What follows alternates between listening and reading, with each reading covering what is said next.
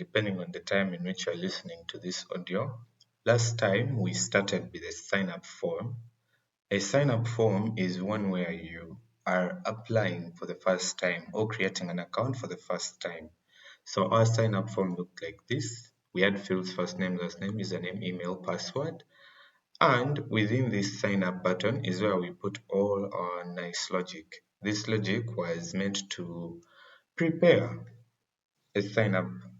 And of course, when you're signing up, it means you're creating an account. And when you're creating an account, you are adding a new user to a database. And to add a new user to a database, that's basically inserting into a database.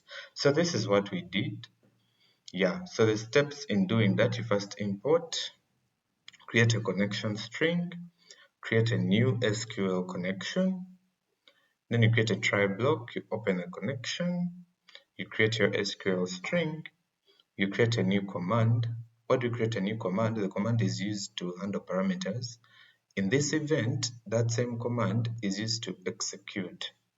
But here, there is something I don't know if I stressed it enough, but there is the use of the using keyword. Why the using keyword? Let me re-emphasize. The using keyword, we used it because it automatically closes. When you use using, you don't need to close that specific session or occurrence. It's efficient in the way that it automatically closes. It doesn't stay in memory. When the program is running, nothing will stay in memory. It will close all that out. So it's really efficient. That's why we use the using keyword. But whenever you use using, you must end the using block. That's why you see here we have using, and then here we have end using. So that's the simple syntax. And another thing I didn't mention very well, last time when we were running this code, you notice to execute the code, we used cmd.execute none query. Now, what none query does, it does not return results, because when you're doing a database operation and you're not returning results, you use execute none query, because we are not trying to pick any result. When you're inserting data into a database, you're not trying to see that data. You are the one putting it there. When you're deleting data into a database, you're not trying to see what you've deleted. You just want to delete something. Even in that event, you are using execute none query. When you are also updating a record in a database, even in that event, you're using execute none query. But whenever you're trying to retrieve things from a database, we are going to see the method we shall call. It will be different. It won't be execute none query. So I think we can proceed to our login form. Now, when you look at our login form, it looks like this. You have this form. It's a neat form. You have this form. In our login form, we have this simple login form where they prompt someone to enter their username and password. Where someone is prompted to enter their username and password. When you look at this form very well, someone is being asked for only two things: username and password. And honestly, in reality, people mostly interact with the login form. Take a look at MobSafe. When we are logging in, they typically ask for your username and password. It's not very common to start with a sign-up page. So that's why it's always the login system first. I think you've seen most platforms, they have a login system. Then down there can be a button that says, don't have an account. When you click that button, it should take you to the sign up page or the sign up form where you get to create an account. But since we already did our sign up, when someone clicks this button, in the event that they don't have an account, there is this code that I wrote that says sign up form.show. Notice I created a sign up form. How do you create new forms within the same project? To create new forms, you just come here on project and say add new Windows form. You can add as many forms as you want. Some can be used as dashboards depending on what you want. So for me, I created a sign up form and it looks like this. So when someone clicks this button here, don't have an account, this line will run here. Where is it? This line here, sign up form.show. Show is a special method that displays something else, like it displays another form. If you want to display another form, you use the show method. You write the form name and then you put show. That calls the form and displays it. But now we've displayed that form. I don't want to still be seeing, we don't want the user to still be seeing the login form awkwardly appear in the background. So to solve that problem, we say me.hide. What does me mean? Me is the current instance, meaning the current form you are on. When you say me.hide, it will hide the login form away from the user, and the user will only be interacting with the sign up form, which we want because we don't want a user. If a user says they don't have an account, we don't want them to still see the login page. We want the login page to change into another page. So when you try to run our code and assuming someone is logging in for the first time, they don't have an account, right? So when they click this, notice the other form became hidden. This is exactly what we want. We want the other form to be hidden because this person doesn't have an account, you know? So we are back to our login form. If you remember last time, if you wanted to use MySQL, you had to add a reference. And that reference was to a database where you check in your references, you look for something that says MySQL.data. But notice when we were adding the reference, we added it here. You came here on the project name and you right clicked and you said add reference, meaning every single form here is already attached to that reference. So I don't need to add the reference again. Even if I create 10 more forms, they are still attached to that reference. So we say imports, then you say mysql dot data dot MySQL client. So we are done with that part. The first part is to write an import statement. It's supposed to be on top. So the next part is to create our connection string. The connection string, think of the connection string as a special address containing all details that the database needs to process your request. All details that this program is going to need. We're talking the user ID, we're talking the database name, we're talking the server, we're talking the character set, all those things that the program needs to communicate with the database, all those details, they are contained inside the connection string. So let's write our connection string, and the connection string doesn't change. It's always the same. The only thing that changes is the database name depending on what database you're using. So let's write the connection string. So after you finish creating your connection string, do not write your code within this button. That's why we have those naming conventions I talked about in the previous video. Now you see here when someone reads, it's a sign up button. So a sign up button is not going to have the login logic. Now this is a sign up button that displays in case someone doesn't have an account. Like when they click this part, it brings them to this sign up button here. Because when someone doesn't have an account, they are going to sign up. They don't have an account. So in that sign up button, the first step is to show the sign up form. That's why I'm saying display sign up form. And to display a form, we said we use the show method. You write the form name and you say show. But then when you say show, there is a problem that happens. The login page still appears awkwardly in the background, and you don't want the user still seeing a login page at the same time they're seeing a sign up form. So what happens is you first display the login page, you first display the sign up form. After they see the sign up form, the login form disappears. That's what this me hide does. It makes the login page disappear, and I think we saw that. But this is not what we are doing. For us, we are interested in a user logging in. So if a user is actually logging in, all our code is going to be in this login button.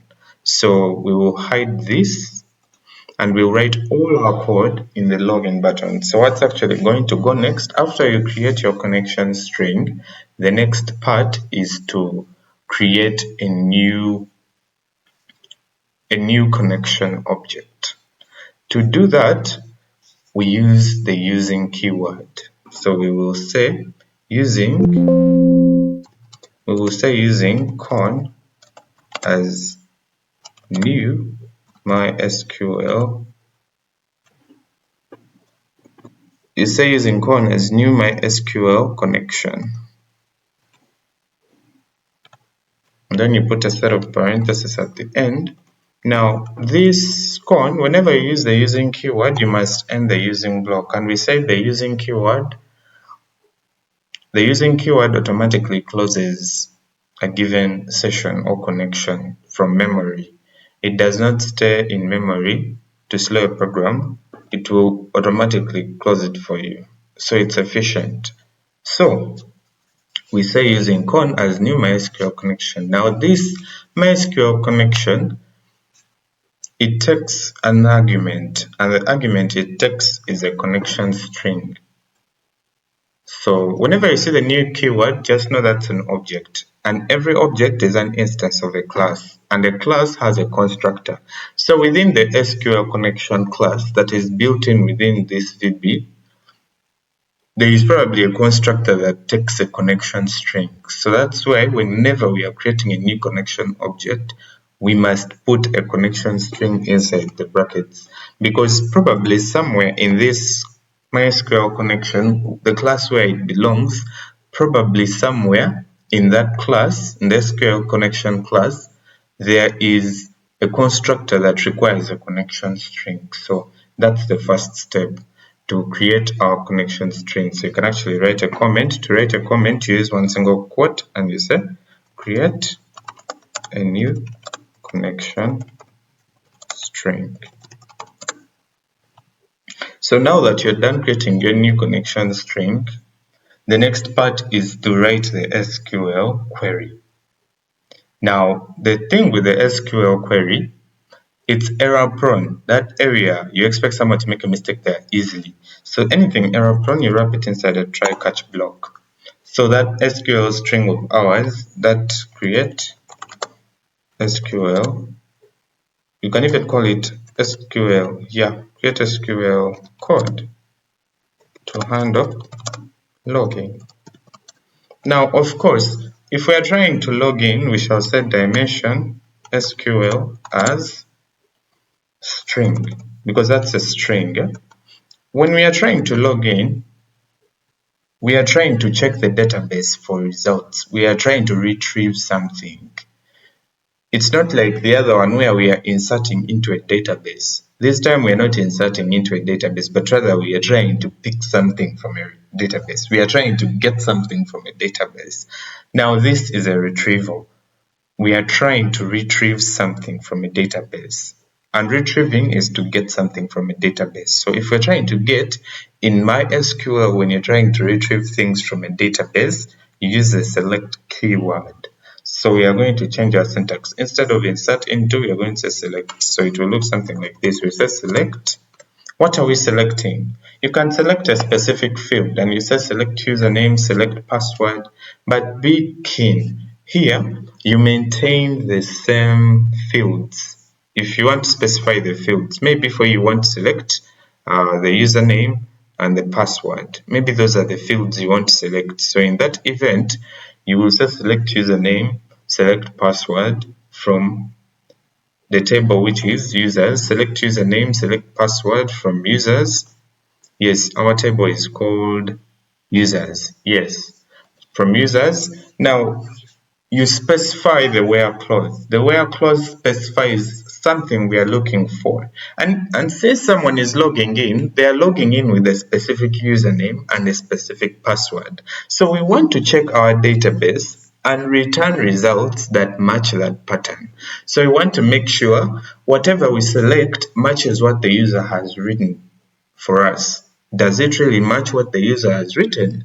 That's always the question you want to ask yourself. So we are going to say select. For me, I'm not going to say select username or password. I'm going to say select everything from where?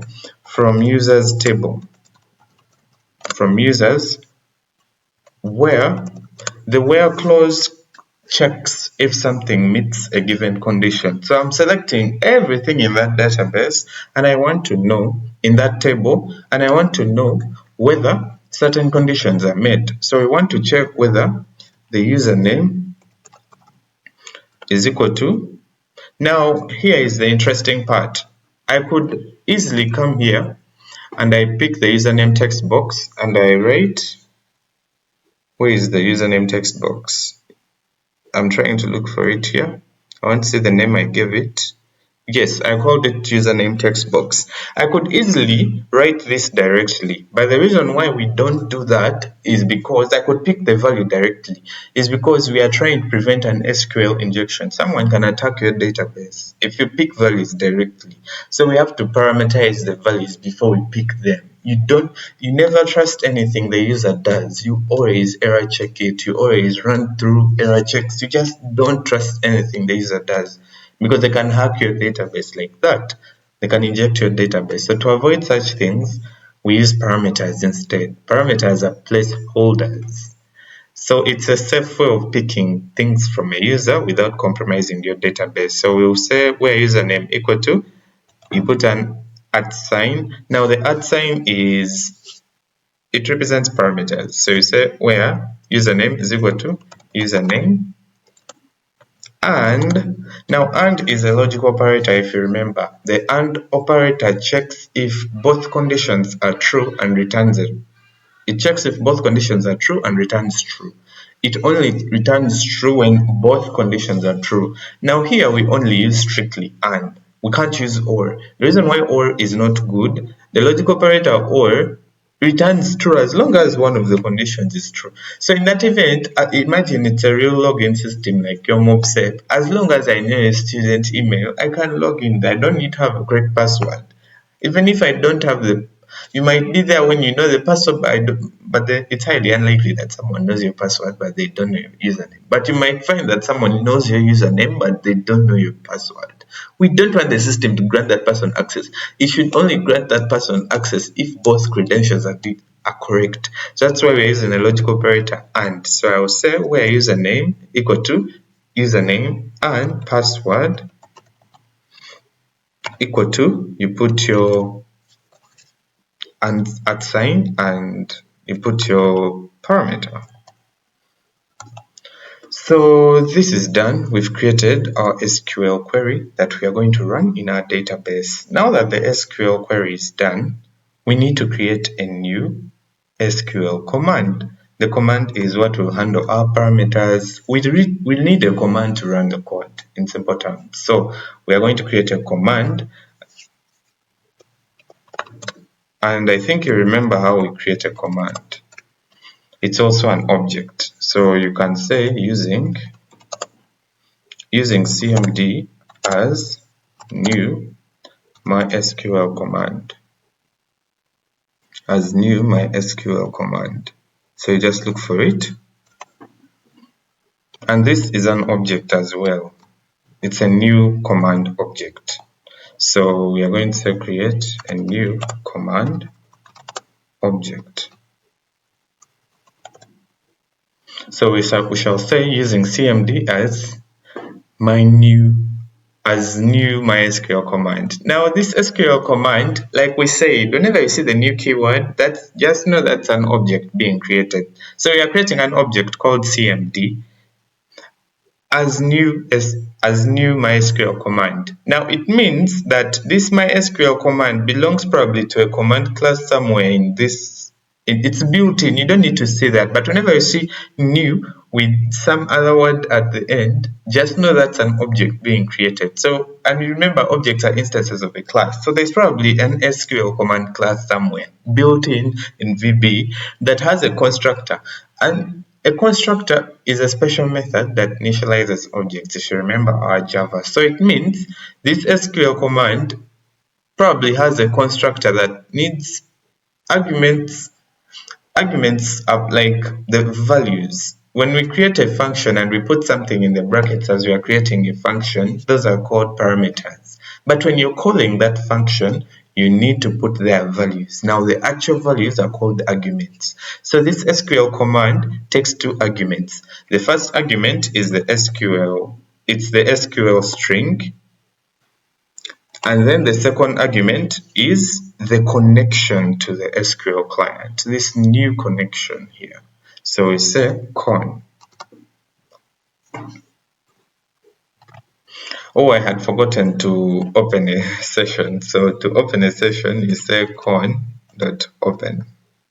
Now, this is the beautiful part about the using keyword. Whenever you use the using keyword, you don't need to close. So I don't need to come down somewhere here and then I write con.close. That's not necessary because the using keyword covers that for us. That's why we use using. It's just efficient. So now that we've successfully created our command, we handle our parameters safely. So we safely, let me write a comment. So we are going to safely handle parameters and actually pick values. These are parameters. These are just placeholders. They are not really values. So we need to handle them safely. So to handle them safely, we say, I don't know why it's doing that. You say cmd dot, you call parameters dot add with value because you're picking values from a user. Now add with value takes a syntax. This is the syntax. Please don't fear VB. VB is understandable. It's like the part that I love about it is like the language itself is teaching you how to understand it. So here they are telling us add with value takes the parameter name as a string. We already know our parameters. We have your username with that at sign. So you put it in quotes and then the value as an object. So we are going to write our parameter, which is username, as a string. So we put at username and then the value as an object. Where is our username? It's in the username text box. So you say username text box, but you don't end there because you've just identified the text box. You need to pick the value in the text box, and to pick some value, we use a special method that gets offsets, and that method is called text. It picks whatever value has been put in a certain text box and returns it. So we use the text method. After picking it using the text method, we can end there. But you know there are users, after they type in a username, they put a space at the end. Then even after the password, they put a space at the end. So those spaces can return incorrect results because the database for it stores sensitivity. Even a space is a character. So that might bring the wrong password. Yeah, the person is actually typing in a correct password, but because they are putting there a space at the end, the database thinks it's another person. So to avoid such, we use a method that's called trim. It removes whatever space someone might leave at the end. So we just say trim. Yeah, that's all you say. You say trim, and then you close your parentheses. That's it. So you also do the same for password. I'm just going to copy this and paste it. So for the password, we'll do the same thing. You say password. And where is our password? Is in the password text box. Now you're saying why naming is really good. Now I don't have to hustle to go back and try to figure out what did I call the password text box. So now that this is done, we are done picking our parameters. But that's not the end all be all. We want to know, okay, we finished picking our parameters. How are we going to execute this program? Like, what are we going to do? So this time around, things are slightly going to be interesting. Instead of us, last time we used execute none query. This time around, we are going to use a special command, not a command. We are going to use a special method to, how should I even say this? We are going to use a special method to read our database because last time we said execute none query. This time around, we are trying to look for something. We are not just putting things in a database. Like I said, the execute none query just returns the number of rows. For example, if you insert whatever rows. For example, you insert 3 rows, it will tell you 3 rows affected. If you remember our database, whenever we used to use that thing, it would show us 3 rows affected. So for it returns an integer number to show you the number of rows that have been affected. But this is not what we are doing this time around. This time around, we are interested in looking through those actual columns. Should we call them rows? Yeah, we're looking through those rows to find if we are matching a specific pattern. So this method has the power to read through each row by row, to check the values in each row, to check the values in each row. So it reads the rows. So it checks if it's a reader. In fact, that's what we call it. It's a reader. The reader's purpose is to check whether a certain condition meets in each row. So if it doesn't find what it wants in a given row, it goes to the next, it goes to the next, it goes to the next. If nothing has been found, it will return nothing.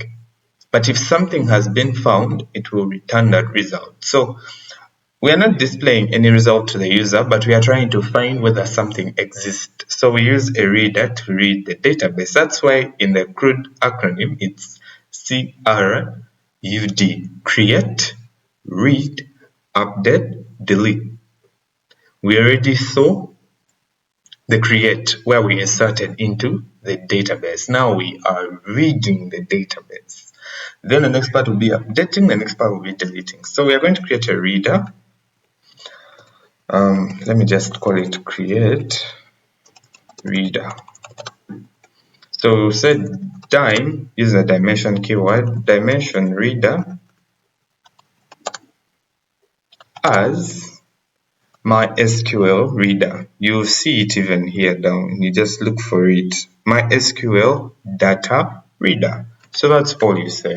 You said dim reader as MySQL data reader. But this one, you can't go to the next bracket. You see, they will tell you, they will show you an error. They'll say unused local variable reader. So this reader, we are going to assign it to a special method. That method that reads.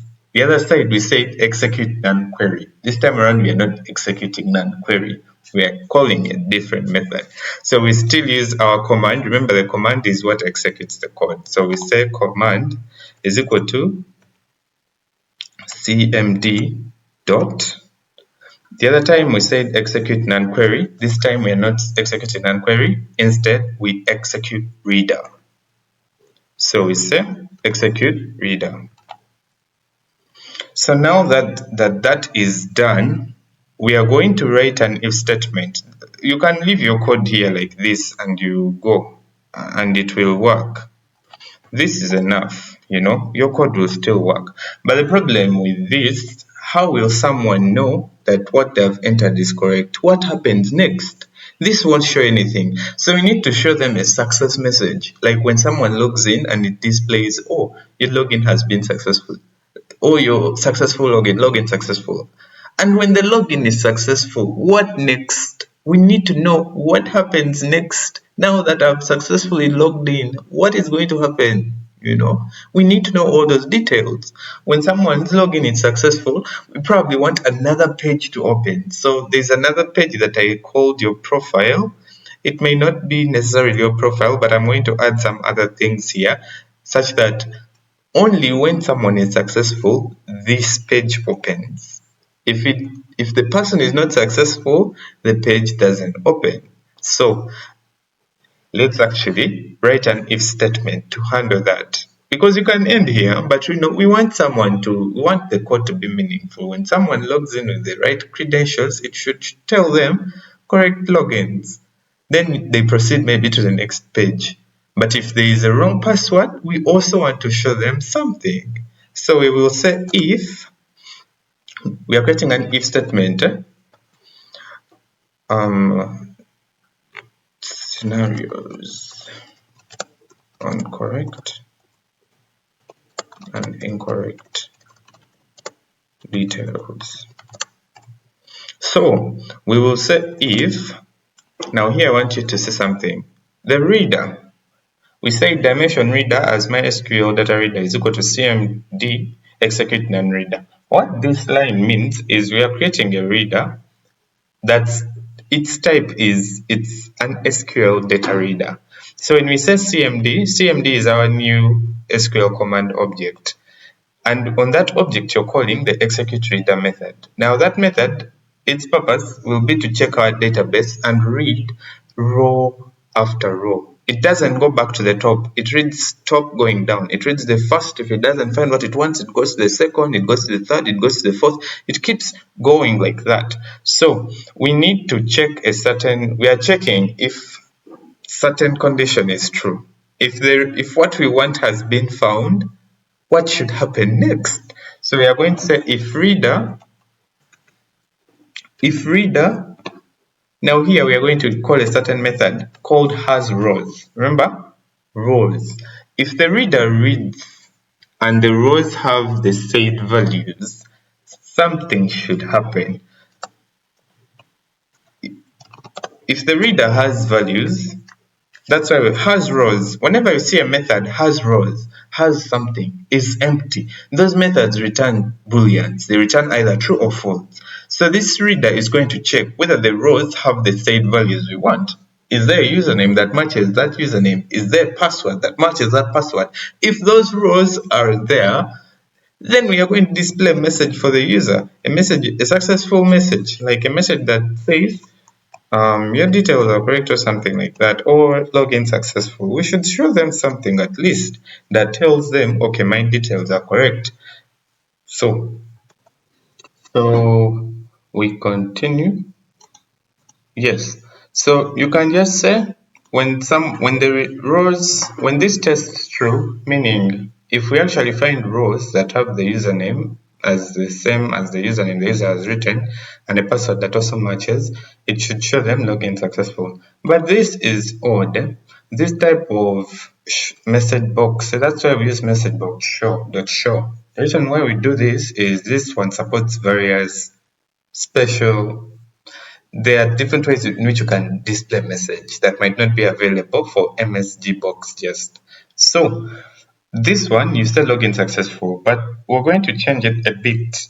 We are going to display the message neatly in a blue box in a box with you will see how the output looks like. So the syntax for that is the message, the title of the message as a string. So the title of the message is going to be success.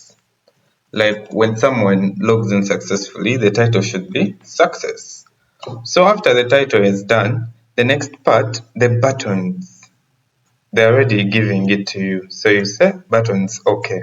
Then the last part in this syntax is the type of message that you're trying to display. Is it a success message? Is it a failure message? Now that's the icon that we shall see when we reach there. So you will say MessageBox icon information. You see they show you various icons that we can use. When someone is successful, we want them to see information, that icon. So you press tab and you just leave it like that. Then, yes, now that this message had displayed success, what else is going to happen? We need them to see something. Maybe another page should open. So we are going to open the your profile page. So we'll say your profile. To open a new page, you just use the show method. Open profile page. When someone is successful, we want them to open we want the profile page to open. So we'll say your profile page dot show.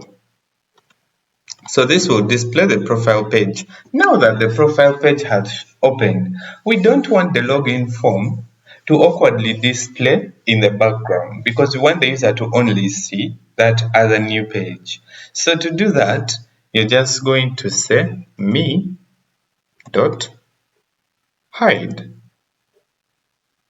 Now me dot hide will hide the current, conceals the control from the user. It will hide this current login form. So that's the if part. We have an else part of this if statement. What if someone's details are wrong? We will need to know what is going to happen. So I'll just copy this line and then we come back down here If someone's details are wrong, like the username or password is incorrect, we will say you will say login failed. Login failed. Maybe incorrect.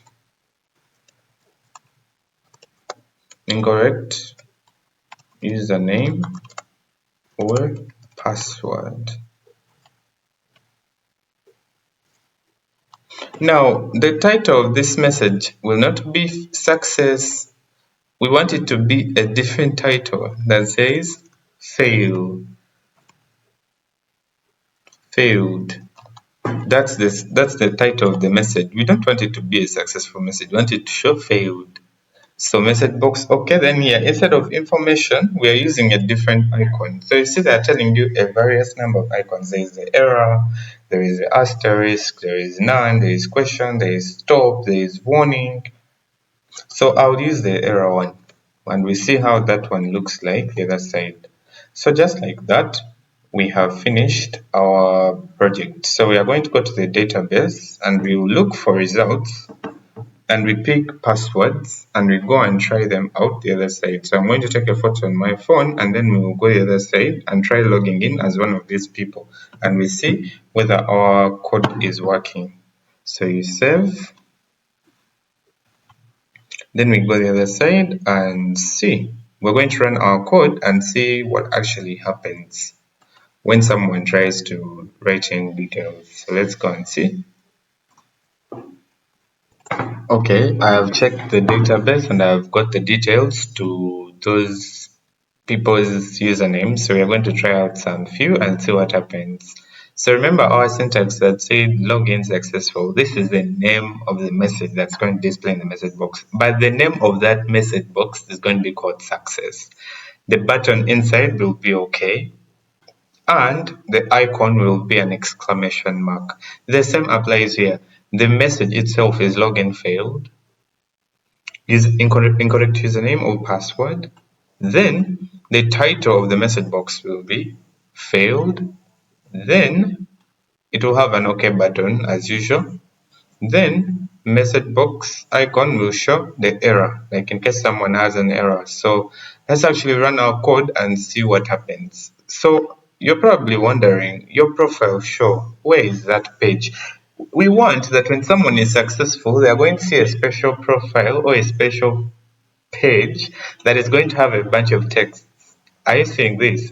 It's going to have a bunch of text. Hello there, welcome to your profile. Here are some quotes, and some random quotes are put there. You can screenshot them in your free time. So let's actually go and run our form and we see what happens. When we run our form, what actually happens? Like, are we actually going to see something? Like, what is going to happen? So assuming someone is logging in,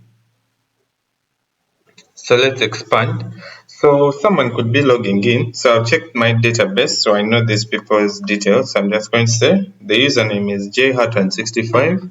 And what if their password is said password?